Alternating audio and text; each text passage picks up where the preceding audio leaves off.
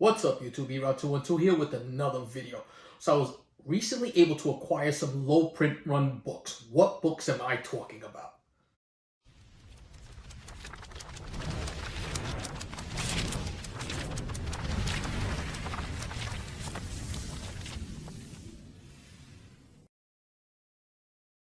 So recently, my man Josh Grab from East Meets West, we were on an off air, and myself and Big E's and Manny and Joker M21, and we were all talking, and he had come upon a collection of books, and in this collection there were a lot of short printed books. Well, when I'm talking short print run was pretty low on some of these books, and they've become big keys. What books am I talking about? Yes, I'm talking about Spawn. So if you're not aware, right around issue 100 or so, the print run on Spawn starts to get low.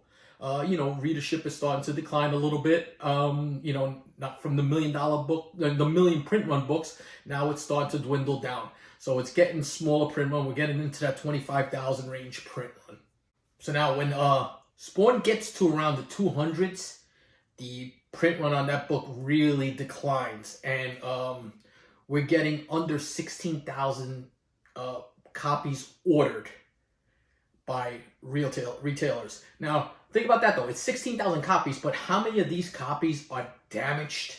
How many copies were not sold and got beat up in boxes because people were not buying these books at one point? The big Spawn collectors were buying it, but they weren't on everybody's pull list anymore. And they went into dollar bins. I mean, you're going to see some of these books were in dollar bins at one time and now become big books. The best example of that is Gunslinger Spawn. My man Manny NYC found 2 copies of both Gunslingers, the first appearance and first cameo, first full appearance, for $3 a piece. They came back 9.8s, fortunately. But that book, think about that book and what the price on that book is now. It's really crazy what has happened with this book. I think the community started to accept it. I seen this about 2 years ago when this book started to really grow. And nostalgia kicks in, but also Todd McFarlane is a great advocate of Spawn, and he's pushed this, and there's news about a possible movie coming out they're trying to fund a movie, which would be amazing. Although I'm a fan of the old movie. When it came out, it stood the test of time. You had John Leguizamo as the clown, and the guy who plays Swole, Jalen White. Just good stuff. I enjoyed it. It could use a reboot, but it's something that for its time, it was a really good movie. Then you had the HBO series, the cartoon series, which was phenomenal. So there's always been, Spawn has always lingered around. Al Simmons has always been part of it, but in the last 2 years, these short print run books have really become big. So let me show you what I got, and I'll go over some numbers just to show you what these books are going around now. First one I got is the 20th anniversary in 2012. So these are 2012, and the print run on this book for issue number 216 is 12,671 copies. That's what was ordered. I guarantee you that this book is probably under 10,000 out there actively now. And that's just, my assumption. But a 9.8 on this book right now goes for $300. And a 9.6 goes for over $150, or $150 approximately. That's a good price. I mean, that's really, really good. Let's take a look at the next book. Before I get to the next book, I'm just going to talk a little bit more about some things that I was seeing when I started doing my research, So you got certain issues that become key issues. You got 174, which is the Gunslinger, and 175, which is the Gunslinger. You have 179, which is the first War Spawn, who is a soldier who fights alongside his son in World War I, and he basically sells his life and his soul so that his son could keep on living. I like that premise. That was really, really good, and it's a great cover. Then you have issue 183, which is the first Moran, I believe it is, which is the miscarried daughter of Al Simmons, of the original Spawn, who was raised by a demon. I mean, that blows your mind. That is wild. Who thought of that? A miscarried child raised by the demons. interesting.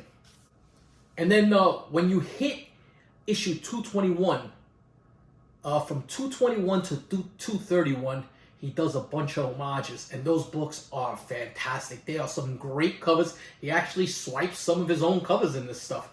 But you'll know the books as soon as you see them. They're so iconic that you can't miss them. But like 221 is Amazing Fantasy number 15. 222 is Amazing Spider-Man 316, one of his own creations. That's the first full appearance of Venom on a cover. 223 is the Walking Dead tribute, which is really, really good too. 224 is the Dark Knight tribute. If you watch Big E's Comics channel, he's shown some of these. 225 is the Watchmen one. That's kind of the one that I really didn't care for that much. It's just the symbol, so they use the Spawn symbol instead. 226 is that iconic Hulk 340. 227 is Amazing Spider-Man number 300. 228 is Action Comics number 1. I like that one a lot too.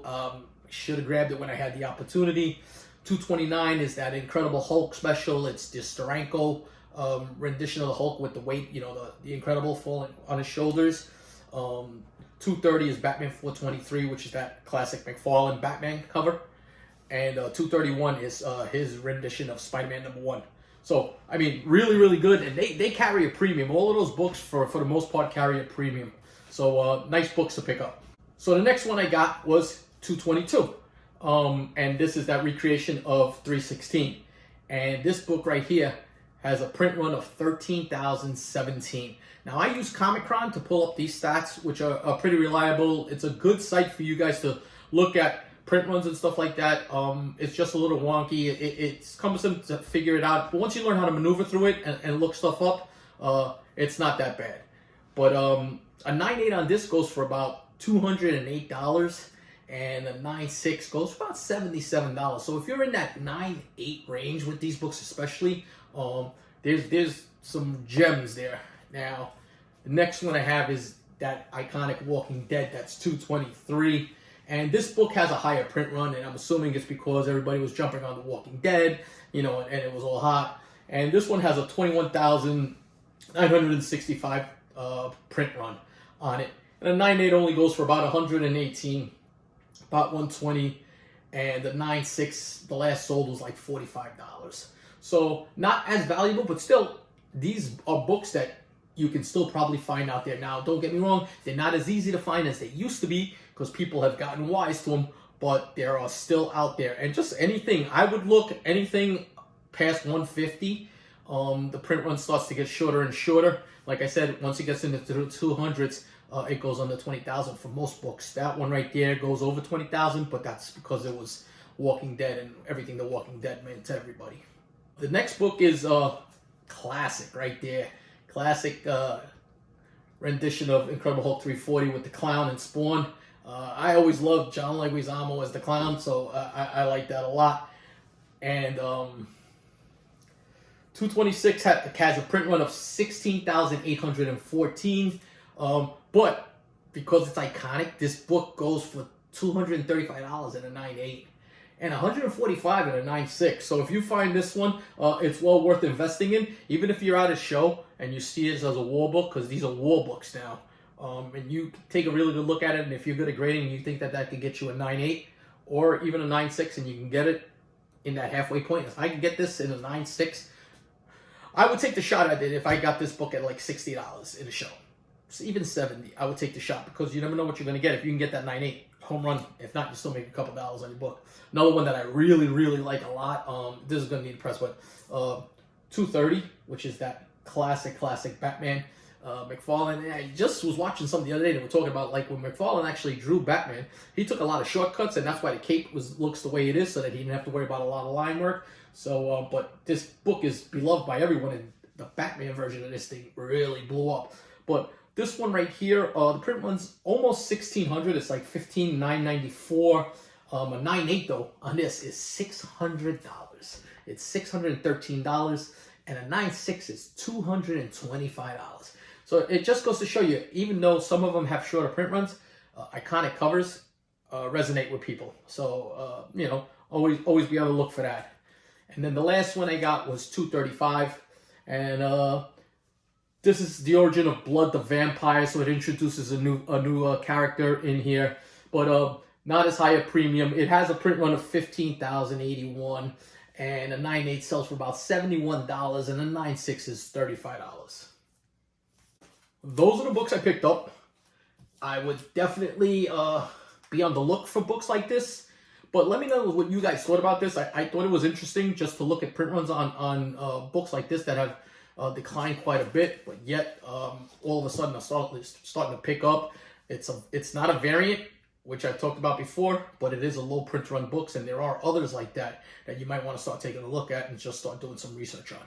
So, that's my video. I hope you guys like it. If you like this video, take a look at this video right here, because this gives you good information also. And also take a look at this video.